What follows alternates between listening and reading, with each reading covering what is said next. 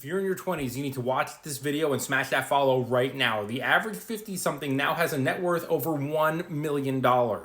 If you want that to be you, this is what you need to do right now. First thing you need to do is open a Roth IRA, that's for retirement, and then an individual brokerage account that's not for retirement, and you'll be taxed on any gains you take there. The second thing you do is you max out your Roth IRA. In 2024, the max contribution is going to be $7,000. Any money you have over that can spill over into your individual account. That is, if you're fortunate enough to be able to do that. If you are not fortunate enough to be able to do that, which is understandable these days, that is no big deal. Just go with the Roth IRA and start small and be consistent and invest as much as you can.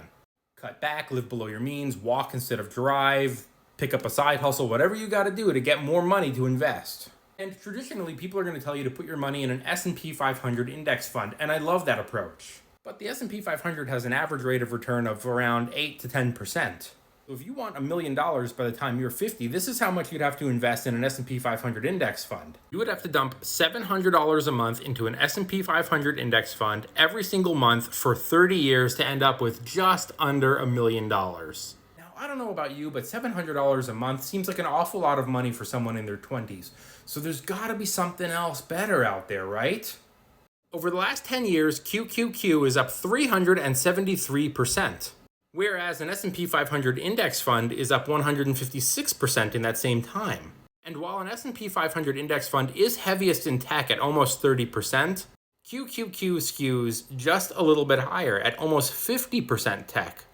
And you can see that QQQ is pulling in an average of 17.77% for their annual return. That's nuts, and people who are younger can take on more risk, which means going heavier into tech anyway. So with those numbers in mind, how much would you need to invest per month to end up with $1 million in 30 years when you were 50? $300 per month for 30 years with an average rate of return of around 17%. And by the way, that number isn't guaranteed, and we're only working off the last 10 years of data here. This is why some people prefer an S&P 500 index fund, because we have a longer track record to go back on and base our numbers off of. But even still, $300 a month into QQQ for the next 30 years will get you $2.5 million. Even if we were to drop the average rate of return to 15% to factor in inflation, you would still end up with $1.7 million. Even $200 a month for the next 30 years in QQQ would pull you $1.1 million. And I don't want to hear anyone in the comments say, well, $1.1 million in 30 years won't even get you a glass of milk.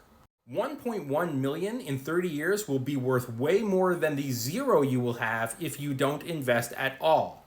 And by the way, some people want a more conservative approach that has more history on their side, going with something like an S&P 500 index fund. There's no one size fits all when it comes to investing. You have to do what's comfortable for you. So if you want to have $1 million by the time you're 50, you need to start investing.